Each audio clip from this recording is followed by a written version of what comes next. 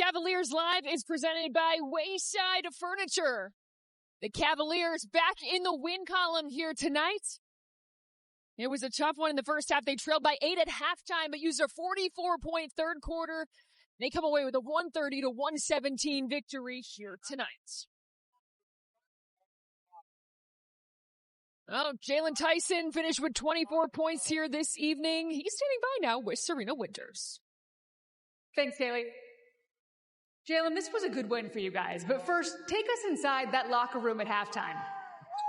We just got to come out with energy, play together, and have fun with it. Ultimately, I mean, that's the biggest thing. We got to have fun, and I feel like that'll take care of everything else. Well, you sure had fun in that third quarter when you outscored them 44-19, but really it was on that defensive end. What about your defense was so significant? I mean, we say it all the time. Defense turns into offense. If we play really good defense, offense is going to come. We got really good players on the team, so if we keep guarding like that, we're going to keep winning games.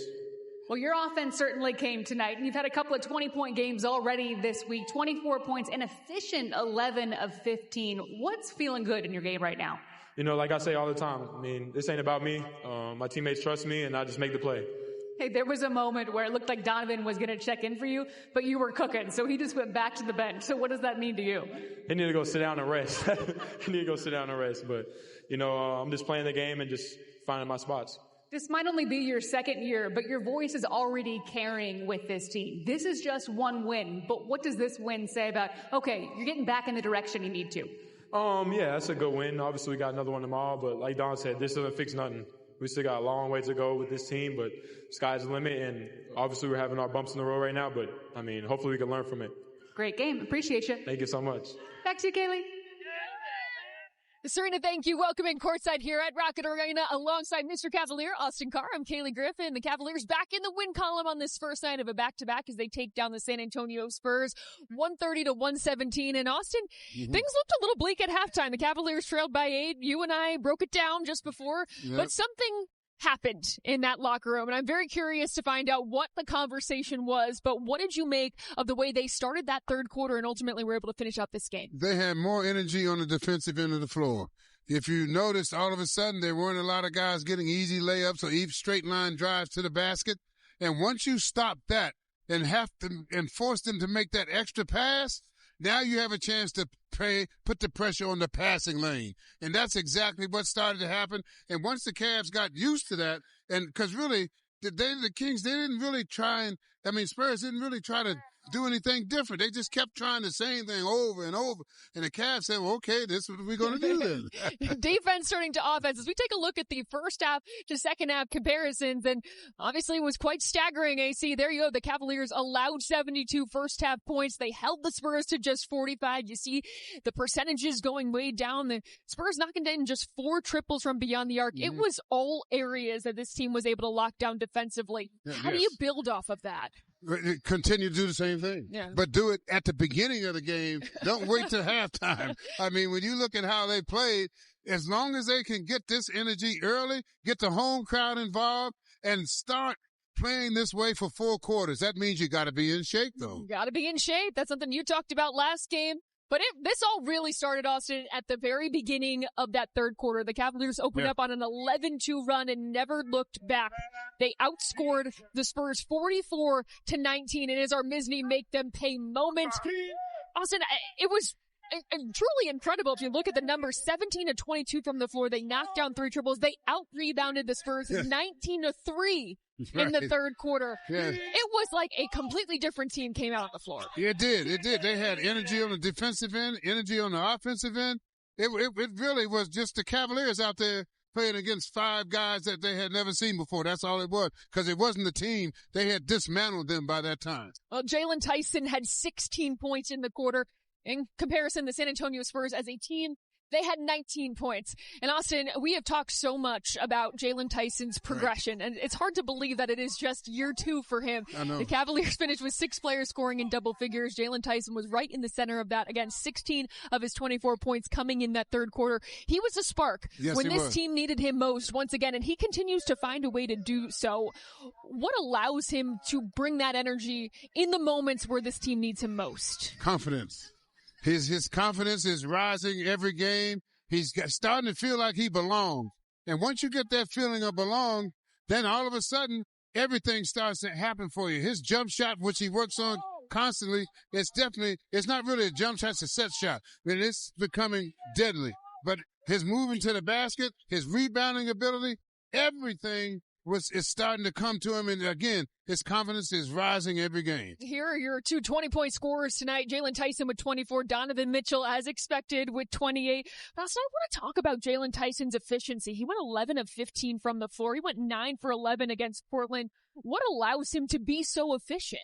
Well, I just think he takes good shots. He doesn't take a lot. He doesn't go off like on his own. He just kind of plays within the system. And when you're playing within the system, all those are going to be good shots. And that's what I'm happy for about the young man. He understands how to play in the system, and he gets all of his action off of the system. Yeah, he really does. Let's take a look now at our FanDuel's player game, same game parlay. And tonight we are revisiting Donovan Mitchell, who we had our eyes on before tonight's game, looking for him to go over 29.5 points.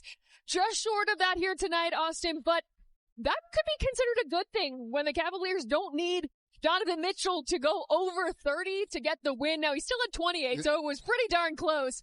But, Austin, what did you make of maybe how maybe the pressure was taken off of Donovan Mitchell a little bit tonight? Believe me, he wants that pressure to be alleviated. He's not looking to have all this on him, 40 points a night. And to me, it was a masterful job of him kind of backing off and saying, okay, I'm not going to do it. Who's going to step up? Yeah. And they found Tyson. They found guys to step up. They had more guys in double figures tonight than they had. They had 5-7 guys in double figures, and they haven't had that in a month. Yes, great to see.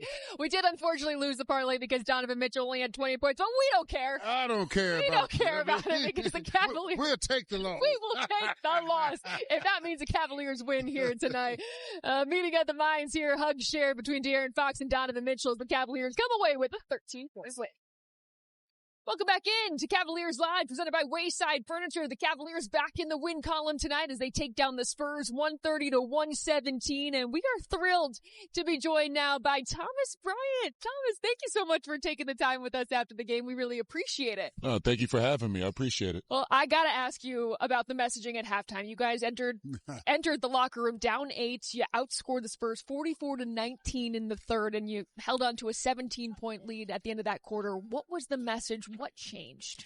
Well, we wanted to come out with some more ferociousness in that second half and control the boards on the defensive end. You know, those guys got a lot of offensive boards on us, and they were controlling the game a little bit more. So we had to play with some more force and, you know, get to a defensive stop, and that'll lead us to our transition and offense and helping us get some easy buckets out there. Now, Thomas, do you purposely want to come in the game and mix it up in there? Because it seems like it's infectious to the rest of the team. Mm-hmm. When you come in, I mean, the crowd gets involved and you get involved, and a dunk here, a block shot there. I mean, it just seems like that's become something that you are becoming known for. Well, I try to give that energy to my teammates in a great, infectious way that's not detrimental to us. And I try to do that day in and day out, just try to bring that, you know, ferociousness, tenacity, and energy that those guys need out there sometimes, you know, and whether it's picking and popping or rolling to the basket or, you know, feathering a few feathers out there, you know, sometimes it just has to work. But luckily it helped us. It helped us today, and we got the win. And I love it. I love it. Yeah, that is Austin's favorite thing. He talks about that every single pregame show.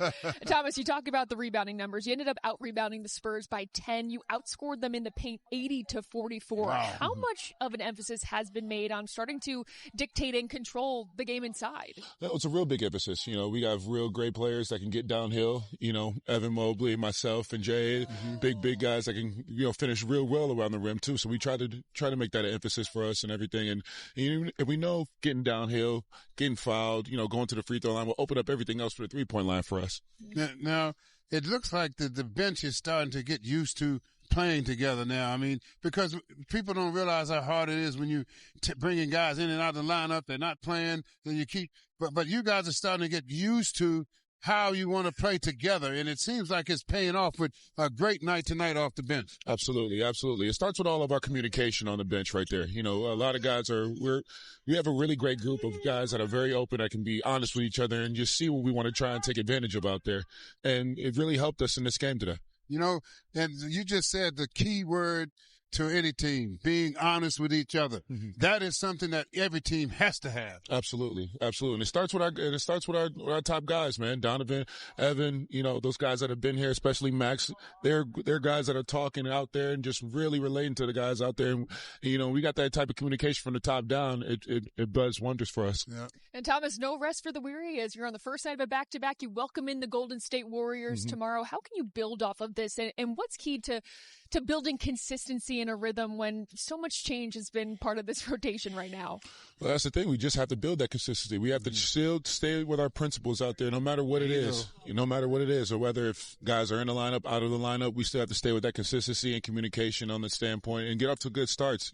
Whether it's the first half or second half, I'd rather be the first half. But we just got to keep going with it. Keep going with it. It's going to be ups and downs throughout everything. But as long as we stay at the consistency of the course, stay at the course at hand, I think we'll be fine. Back on track tonight, Thomas. We appreciate you taking the time. Yes. Thank you so much. Go get some rest, man, and get ready for tomorrow. We will. We'll see you tomorrow. Yeah, we'll see you back here tomorrow night. Thomas Bryant joining us here on Cavaliers Live. We have more coming up next as the Cavaliers take down the Spurs tonight, 130-117. Welcome back into Cavaliers Live, presented by Wayside Furniture. The Cavaliers taking down the Spurs here tonight, 130-117. Evan Mobley finished with his 11th double-double of the season, 17 points and 10 boards. Let's head inside the locker room and hear more from Mobley. Evan, take us inside the locker room at halftime. We just knew we had to play better. I feel like we played okay in the first half, not terrible, but we could clean up some things, and that's what we did. So you come out at the break, outscore them 44-19. What did you guys find there? I think we got stops. We changed our defense a little bit in the second half, and I think that kind of slowed them down, and we got consistent stops in a row, and we just went down on transition and scored. What was the biggest change to that defense? We started sending the ball towards the screens instead of away. That was the biggest thing that we changed, and we're just trying to protect the paint as much as possible. Also a season high in paint points tonight, and you guys had that through the third quarter. Finished with 80. What was so significant about that part of the offense tonight? Yeah, I think everyone was just getting downhill. They didn't really have too many bigs, so we just tried to dominate the paint, get downhill, and score the easy ones. How important, Evan, is it for this group to play with joy? It's very important for any team. You play with joy. It's fun out there. It's good energy, contagious, and you just play better. Did it feel like that in the second half? Yeah, it was a lot more fun. It felt good the whole game, honestly. I felt good, and I feel like everyone else was pretty much on the same page. What do you make of Jaylon Tyson's maturation process and just being able to step up in multiple moments this season? Yeah, he's getting more and more comfortable. Tonight, yeah, he got a little high and started showing some extra moves, and I love that. I love when players just start playing basketball and do what they know they can. So that's very good for us. How difficult is it to try and stay within a scheme, but also know you can do more and try and get that out of you when it comes to games like tonight? Yeah, it's hard, especially for a young player coming in and trying to balance that and get yours, but also play your role and also help us, me and Don and DG and guys like that get theirs as well. So it's a balance, and I think he's figuring that out. Kenny has been experimenting all year with the lineups. CP, Jaylon, Dean, and then you and Donovan together. What worked about that in the third quarter so well? Because that was when you guys made your big run. I think it was just the stops. Everyone was just guarding their yard. CP does a great job of guarding his yard and coming up with blocks. Dean, obviously, me, and then Don, and who was the last person? Jaylon. And yeah, Jaylon.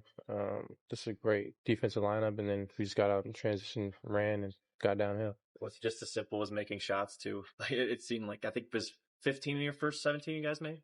Yeah, I mean, when you shoot paint shots, it's easier to make. Well, this one certainly felt good tonight. The Cavaliers back in the win column on this first night of a back-to-back. But tomorrow they welcome in the Golden State Warriors. Our pregame coverage starts at 7. Then they got a nice stretch off until they head to Washington. Austin, you will be heading to Washington as well for that matchup with the Wizards. Back home against the Hornets. And then another little break before the Bulls. How do you get ready for the Golden State Warriors with about 20 hours till game time? First of all, you get a good shower, good rest. and have a little bit to eat and then get in that bed and sleep until time to go to shoot around. I think it's time for us to go to bed, too. Yes, it is. It is. Yeah. It's past my bedtime. It is. This is a little late for us. We got another 7:30 tip tomorrow. We'll see you back here at 7. For Austin Carr and our entire crew, I'm Kaylee Griffin. Cavaliers and Warriors tomorrow inside Rocket Arena.